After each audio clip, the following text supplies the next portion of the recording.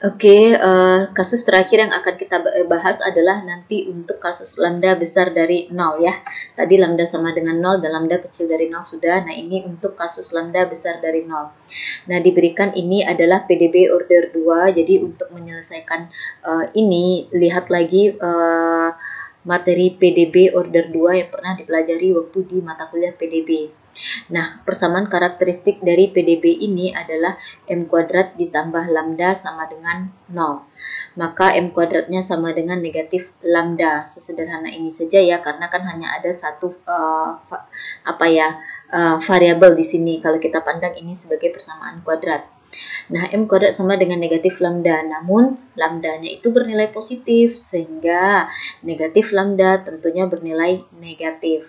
Jika negatif lambda bernilai negatif, tentunya M kuadrat sama dengan negatif lambda menunjukkan bahwa M kuadratnya ini bernilai negatif.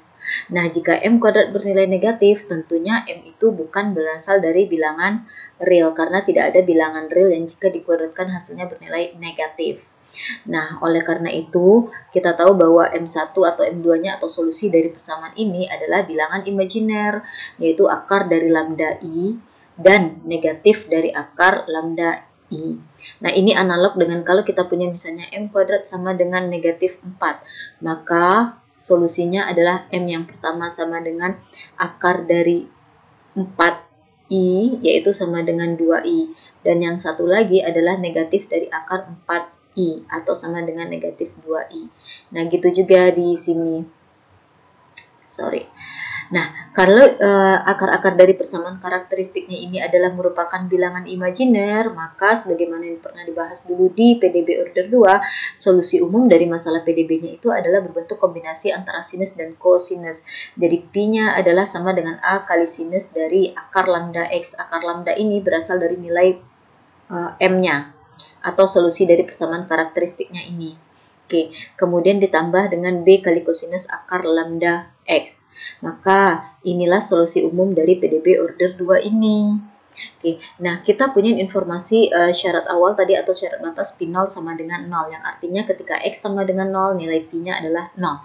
Maka kita substitusikan di sini, ganti X di sini dengan 0. Jadi kita punya P0 sama dengan A kali sinus dari 0 ditambah B kali kosinus 0. Nah, ini dia. Oke, jadi kita punyain bahwa P0 sama dengan ini. Oke. Namun dari syarat batas kita punyain bahwa P0 sama dengan 0. Dengan demikian maka haruslah A kali sinus 0 ditambah B kali sinus 0, B kali kosinus 0 ini bernilai 0 pula. Nah, sinus 0 itu kan nilainya adalah 0 ya.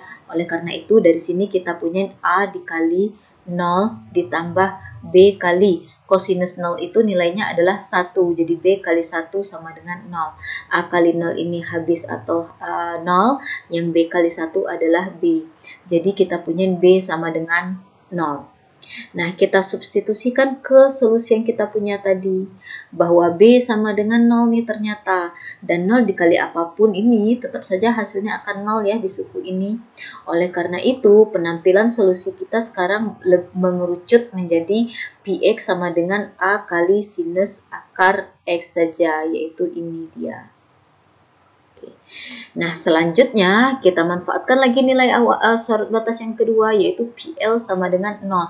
Gantilah X di sini dan di sini dengan L, maka kita punyain ini.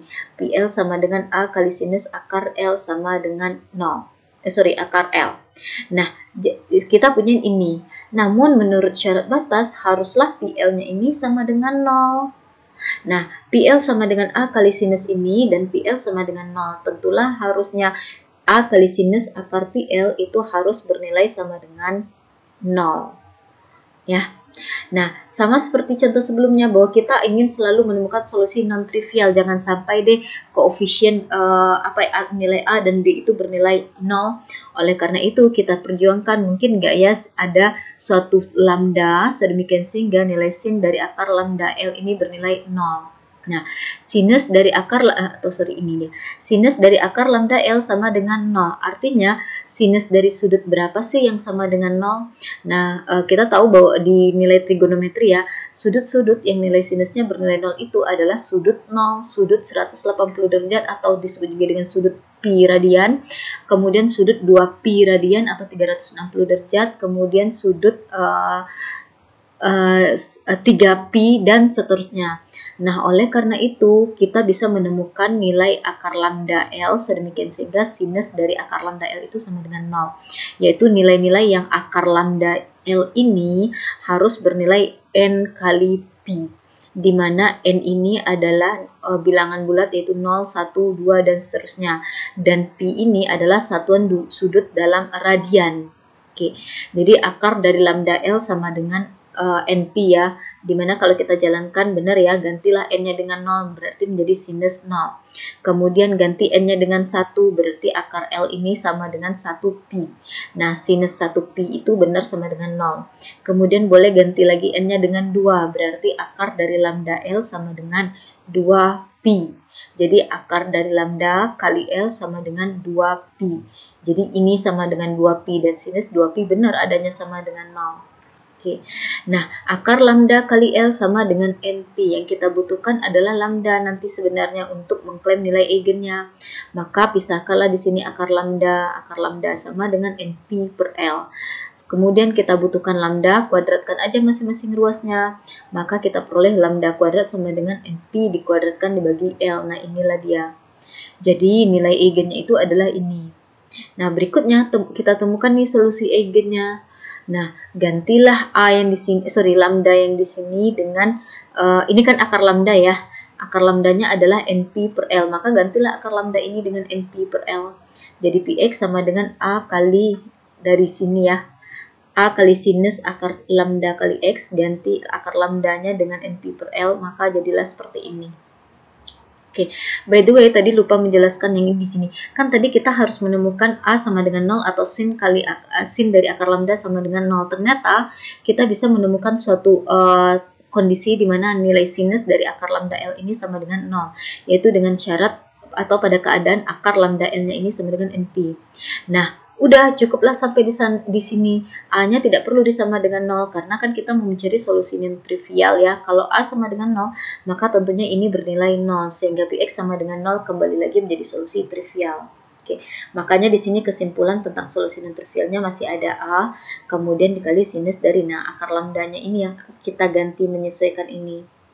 Nah, sudah dapat nilai lambdanya sama dengan NP per L dikuadratkan, maka inilah yang menjadi nilai eigen dari masalah Sturm-Liouville ini. Kemudian fungsi eigennya itu adalah Pnx sama dengan A kali sinus dari NP per L kali X. Nah, ini dia kesimpulannya. Jadi kita punya ini MSL-nya tadi, nilai eigennya itu adalah NP per L dikuadratkan di mana lambdanya itu positif. Benar ya, ini pun sembarang bilangan dikuadratkan kan positif. Kemudian fungsi eigennya barusan juga sudah kita dapatkan yaitu A kali sinus dari NPX per L untuk ini bukan B ya, melainkan A. Untuk A yang tidak sama dengan 0 dan N-nya itu dari 0, 1, 2 dan seterusnya.